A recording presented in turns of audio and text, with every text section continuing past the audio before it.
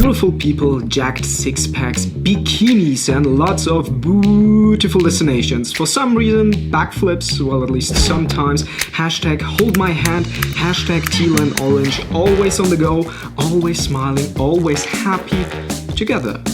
But how real can these perfect relationships in the color-graded world of social media we love so much actually be? Well, the truth about troubled couples is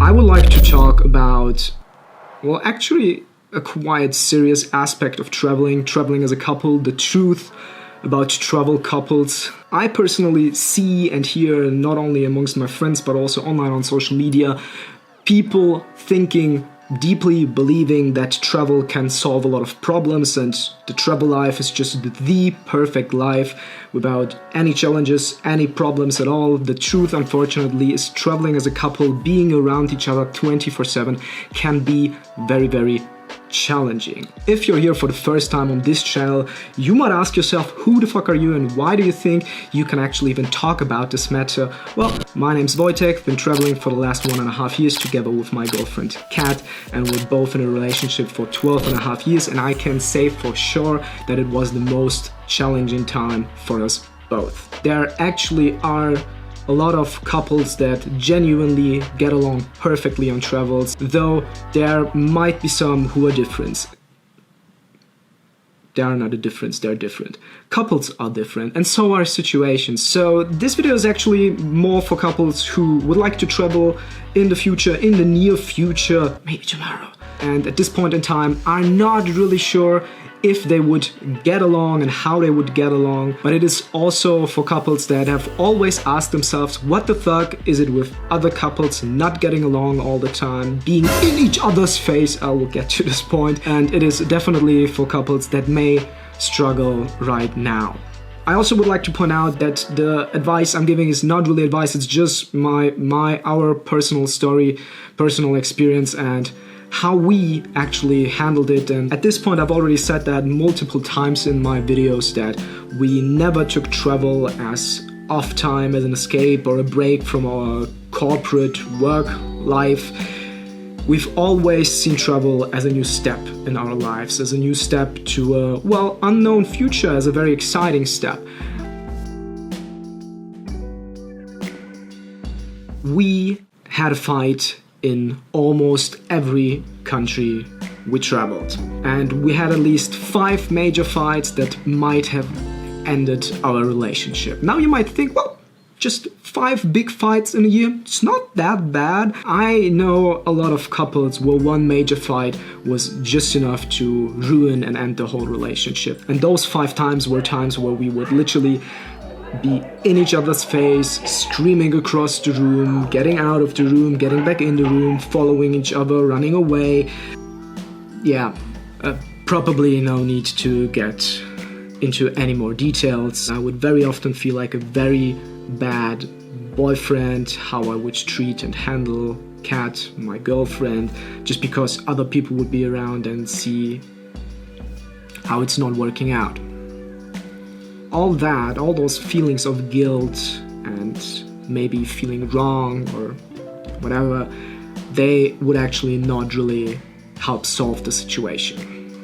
It took us 1.5 years to get back on track, and I'm just saying that, I just want to be honest about that, because I would like you to know that it can take an immense lot of time to finally work it out again. And there's no magic formula, there is no secret life hack that will immediately repair your relationship. Yet there are such things as mindfulness, respect and love for each other, but also love for yourself, that will definitely help. And I would like you to know that no matter where you're at in your relationship, you're fine, you're good and you're okay, even if you're miserable at times. In my experience, it is all part of the journey. Again, please consider everything I'm saying from this point on not as practical advice that will definitely help, it's just what helped us A thing I hear very often and absolutely do not agree on is compromise. Do not fucking compromise. I don't know why people always try to... What's the word? Still practicing English. Oh, not that easy. Renounce. Compromises are very often communicated as this thing where both sides get a little bit of what they actually want, but the truth is both sides renounce and just lose. So instead of compromising, I would suggest just accepting the wishes of your partner, like truly seeing your partner, what he or she wants or would like to have, trying to understand it, and then help making that thing work. That might very well work in terms of your partner actually supporting you, your wishes and your dreams, not really doing it like I scratch your back, you scratch mine, but more in a way of mutual understanding, which in a way might seem like a compromise, but I just think like that's the better way of actually compromising. Second thing you can do, and this seems like an absolute no-brainer, is talk. There's a lot of people actually not talking to each other, not communicating what they want and what they don't want, but how the fuck is your partner supposed to know what you like and what you don't like, what you want and what you don't want, if you don't speak up? The next thing, and this sounds very contradicting, is to actually, and that helped us, not talk. I personally think what makes a good relationship is not always talking about everything and, you know, solving every problem and getting into every detail, but sometimes just leaving things, letting go of things, accepting things, and sometimes understanding each other without exchanging many words. That being said, give each other space.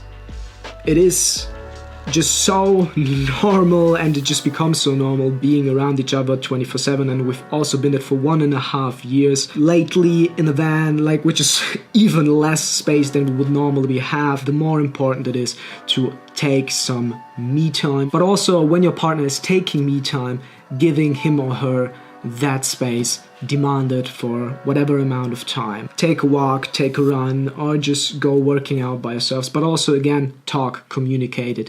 Tell your partner, I would like to take some time for myself, and don't just leave without leaving a trace and maybe never coming back. I don't know if the next point sounds weird, but leave emotional and complicated conflicts for the next day. What we would very often do is we would leave all emotional conflicts and all problems we have to solve, sometimes even just planning, for the very last moment, which would generally be the day before in the evening. And at that point in time, no matter who you are and where you've been and what you've done that day, you're simply tired. And often we would get into fights for simply nothing, for something we could have solved the next day very easily. So don't try to leave it until the very last minute, communicate it early, and even if you have the feeling we need to do it now, we need to solve that problem now, leave it for the next day. I'd say 90% of whatever you think has to be solved now can be left for tomorrow. Speaking about emotional things, the next thing I'd recommend is actually talking about your feelings. That may also sound like a no-brainer, that for some people might sound very stupid, but a thing we regularly keep doing is to, in the morning, first thing after breakfast, communicating what we're currently feeling. Because very often, especially in travels, there can build up a lot of things you never speak up, you never speak about, just because there may be just not enough time in between traveling from one place to another to communicate that. Okay, now that the feelings are gone, speak openly about money. Please, please, please speak openly about money. That's a thing. I don't know if we both kind of screwed up with that thing, but definitely me. So I would sometimes struggle with money and not make enough money while being on the go and not communicate it, feeling pressured by that and just getting all angry and frustrated about nothing, because I could have just told Kat about it openly, saying, look, this is how it looks like. How is it for you? Are we good? So that was actually also just talking. I've just been speaking about talking, speaking up all the time. But another thing you can do to take out a little bit of the pressure on your travels is to take more time. Many people out there still think, and this is kind of ridiculous to me after being through all this, that long-term travel or traveling the world always needs to be kind of hectic. Be at a place, leave that place, go to the next place, go to the next place, go to the next place, go to the next place, explore, drink, explore, drink and waste it, explore. That's just not how it's working long-term. There are some people that can do it, but even those people need like a few days in between to recharge. And we just figured for ourselves that what we find way more enjoyable is to, from time to time, take 3 weeks or a month or even just 2 weeks or just even a week at one place, stay there and kind of process or just take a little bit of time to rest and relax. We're almost at the end, and the next thing is something I consider especially important for people that are into personal development, personal optimization, however you would like to call it, and spirituality. If you feel that you found something that is triggering your partner, don't fucking, please,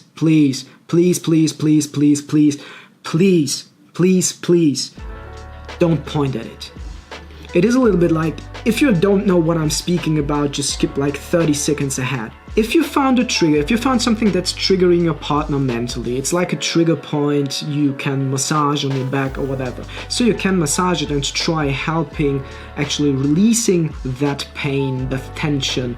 But if you just point at it and poke at it, that just gets fucking annoying and you're not helping the situation at all. What I figured makes actually the most sense is to listen to your partner. Listen what your partner has to say, listen what your partner feels. And a mistake I'm very often doing is I'm trying to solve it, I'm trying to help solve it, but that's not necessarily always helping, because personal triggers like mental triggers can very often only be solved by yourself, and that takes time. And you're, as a partner, doing, that's what I believe, a big service to your girlfriend, your boyfriend, if you're just there for them. That is probably the perfect time to present my last point to you, which is, as cheesy, as corny as that sounds, love yourself. Many people I personally know, and I still don't understand, that go on travels to escape a situation, escape their reality they build up, their work life, their relationships sometimes, and that very often leads to, not only escaping the situation, but also kind of escaping yourself, your own personality. Because if you don't work on yourself, if you don't work on improving your life, nothing will actually change. And the first step is very often to love yourself, but that's not the first step. I guess it's also the last step, and you have to have that thing in every step. It's also the same reason why a lot of hustling I see out there doesn't work out, because people get so lost in the hustle but forget themselves. People get lost in the travels and forget themselves. Don't do that. Love yourself, be aware of yourself, what you like and what you need, and only if you do that, you can actually do what I've recommended to you, communicate most of what you feel and what you think to your partner, that I think in most cases will actually rather accept, listen to you, and be there for you. This is the first time me doing something like this. I don't have any clue if that actually helps. I was just fed up with couple relationship advice on travels that sounded a little bit like, just go with it, just chill, it will perfectly work out. Another helpful video I found is one from Iman Beck. I'll link that up here, I think it's supposed to be. I hope that helped. If it didn't help, let me know. Post it down below in the comments. If you have any other advice, also post them down below in the comments. If you have questions, post them down below in the comments. And that's it for now. Before you leave, don't forget to rage on that like button, escalate down in the comments gently, tap subscribe on your way out, turn around, spinning back first that notification bell. Next coming up, Kuala Lumpur and what I won't forget about it, what I will always remember about Kuala Lumpur. Hope you're stoked for that, because I am. Only love pirates. See you then. Peace!